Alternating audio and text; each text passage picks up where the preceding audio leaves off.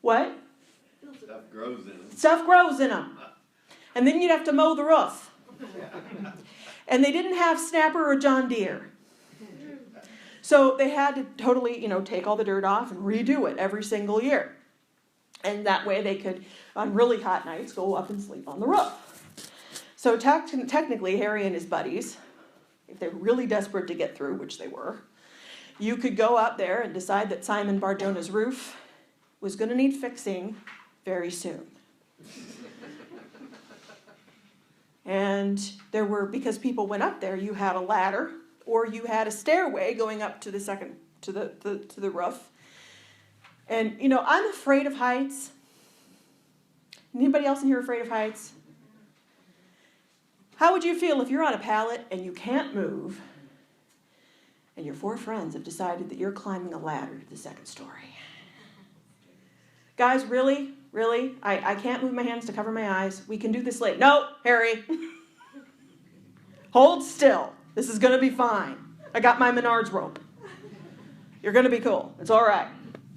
So, verse 4 again. When they could not come near him because of the crowd, they uncovered the roof where he was. Now, let's stop there again. Uncle Arthur's got this cute little thing with them removing the tiles, which is great, but it was a mistranslation. It was mud. And, then they let him down and it's all clean. This is, no. They would have had to get something sharp. You can picture this in this room. And they'd start, and you got 4 men trying to cut into the roof. What do you think was going on in here? There's stuff going on, and they can hear top. I'm guessing Jesus' sermon was interrupted. What's going on? I don't know. Hold on, guys, we're coming down. Who's that? I think it's Harry and his friend. What are they doing up there? And so you've got all this stuff falling down, and pretty soon you have light coming through, and there's the roof gets torn back, and the rafters were about a man's size wide if he laid down, so there was room to put Harry through. So they're tearing the roof back. Now, I want to mention something. We're in Peter's house. What is Peter famous for? Really, seriously. Being outspoken. Yeah, first thing, yes, let me walk on the water. No, I will never betray you. You are the Christ. Now, we have found the one thing that will render Simon Bar-Jonah speechless. Ripping up his roof. He has nothing to say.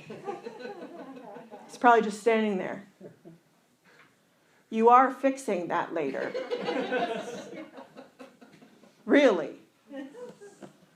So, verse 4. So when they had broken through and let down the paralytic on the bed, which the paralytic was lying, and again, a lot of trust. They had their Menards rope, one on each side, and they had to put poor Harry, of course, the roof probably would have been lower than this, but still, let him down on the floor right in front of Jesus.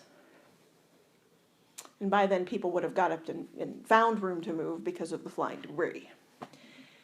So there's poor Harry, lying on the floor.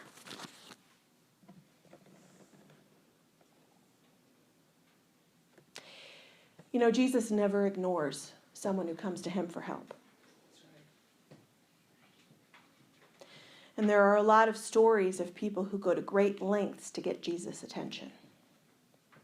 You have Zacchaeus, who didn't think he was good enough to talk to Jesus.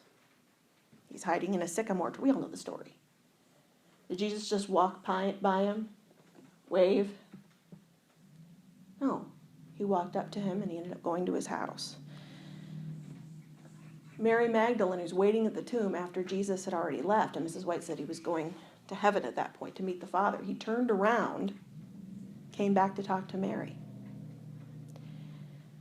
The poor man who was demon-possessed in the Gadarenes. If you read Desire of Ages, when he was running toward him, the man was trying to ask Jesus for help, but the demons got in the way. Jesus heard anyway and ended up healing him. Jesus never ignores someone who wants to be saved from sin. ever. That was the reason he came here in the first place, was to die so that we could be saved.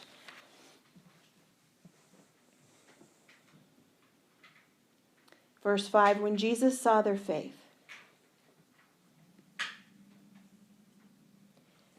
he said to the paralytic, Son, your sins are forgiven you. Maybe Jesus knelt down next to him, wiped the sweat and dust off of his